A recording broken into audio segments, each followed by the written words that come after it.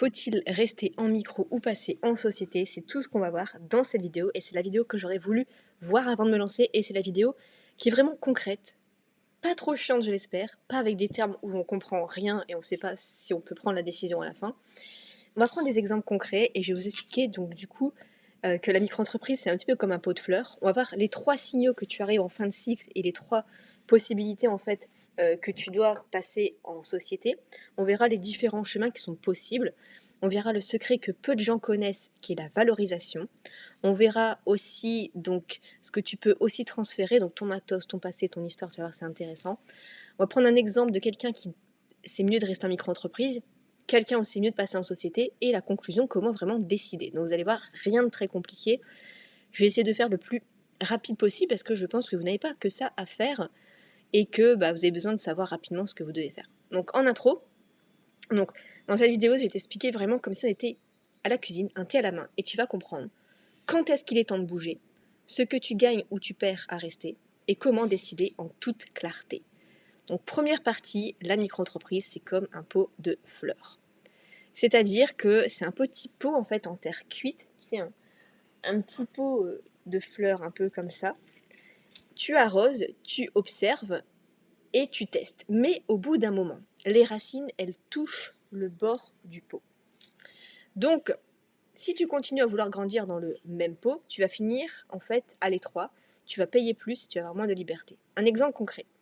Sophie qui vend des formations en ligne, elle fait 60 000 € par an. En micro-entreprise, elle ne peut pas déduire ses 10 000 € de pub Facebook parce qu'elle ne peut pas prendre en compte les charges en micro-entreprise. Donc résultat, elle paie des cotisations en fait sur 60 000 € et non pas sur ce qui lui reste. Et en société, elle aurait payé seulement sur finalement 50 000 €. Donc plus tu grossis, plus tu subis. Maintenant, voyons les 3 signaux que tu arrives en fin de cycle. Le premier, c'est que tu dépasses les plafonds. Donc tout simplement, c'est 77 700 € en prestation de service et 188 700 € en vente. Donc ça, c'est le premier cas le plus classique. Tu peux dépasser une année, mais pas 2 années de suite. Si tu fais l'autruche, l'administration, elle peut revenir jusqu'à 4 ans en arrière. Ensuite, si tu dépenses de plus en plus dans ton business, tu as de plus en plus de charges, logiciels, prestataires, formations, coworking, et alors qu'en micro-entreprise, tu ne peux rien déduire. Par exemple, Kevin, il fait 70 000 € de chiffre d'affaires, mais il dépense 25 000 € de charges. Donc il paie ses cotisations comme s'il en avait gagné 70 000 €, et ça fait mal. Et si tu veux une vie plus professionnelle, si tu veux recruter, si tu veux t'associer, tu veux faire un prêt professionnel, eh bien en société, tu montres un bilan. Et tu peux te faire payer, avoir un statut, une vraie crédibilité bancaire. Donc voilà, si tu es dans un des cas, c'est peut-être qu'il faut passer en société. Si tu n'es pas dans l'un des cas, peut-être pas forcément besoin. Donc là, ça te donne déjà peut-être une idée de si tu dois quand même passer en société ou pas. Maintenant, les différents chemins possibles. Chemin numéro 1, tu peux continuer en entreprise individuelle au réel avec en IR. Donc là, en gros, tu restes en ton nom propre, mais tu déclares ton vrai bénéfice. Donc là, c'est une bonne idée si tu fais peu de frais et que tu veux rester simple. Le problème, tu paies des impôts même si tu n'as pas encore encaissé. Donc on va prendre un exemple. Claire, elle vend du mobilier. Elle achète du stock en janvier, mais elle ne vend qu'en décembre. En juin, l'administration lui dit « Tu as fait 30 000 € de bénéfices, très bien, paie-nous ». Sauf que Claire, elle n'a pas encore encaissé. C'est l'inconvénient. Le chemin numéro 2, c'est de passer en entreprise individuelle à l'IS, donc l'impôt sur les sociétés. Là, c'est l'impôt sur les revenus, là, c'est l'impôt sur les sociétés. Donc, tu restes en ton nom, mais tu es taxé comme une société. Tu paies sur ce que tu verses. Donc là, c'est une bonne idée si tu veux de la souplesse, peu de formalités, mais c'est un chemin à sens unique. Une fois dedans, c'est plus difficile de créer une vraie société ensuite. Et le chemin numéro 3, eh bien, c'est de créer une société, une SASU ou une OURL. Donc c'est ce qui se fait le plus souvent. Donc là, tu changes de monde, tu deviens une vraie structure qui est séparée de toi. La SASU, c'est bien si tu veux bénéficier du chômage ou te verser des dividendes facilement. Le URL, c'est mieux si tu veux te payer régulièrement et optimiser ta rémunération. Par exemple, Thomas se met en EURL à l'IS et il se verse 2 000 € de mois. Il déduit son loyer professionnel, son ordi, ses logiciels, alors qu'en micro-entreprise, il aurait payé plus de charges pour moins de liberté. Ok. Maintenant, le secret que peu de gens connaissent, c'est la valorisation. Si tu passes en société, tu peux transférer ta micro à ta société et te payer avec. Et oui. Tu peux valoriser ta clientèle, ton blog, ta chaîne YouTube, ton site, tes fichiers, et les vendre ou les apporter à ta nouvelle société. En conséquence, tu peux te verser de l'argent sans payer de cotisation sociale ni d'impôts dans certains cas. C'est un des seuls moyens légaux de sortir de l'argent de ta boîte sans te ruiner. Par exemple, Julie, elle valorise son site internet à 20 000 euros. Elle l'apporte à sa SASU et la société lui doit cet argent. Elle peut se verser 2 000 euros par mois tranquille, sans charge. Donc ça, c'est les petits avantages des sociétés. Alors, ce que tu peux aussi transférer, donc ton matos, ton passé, ton histoire.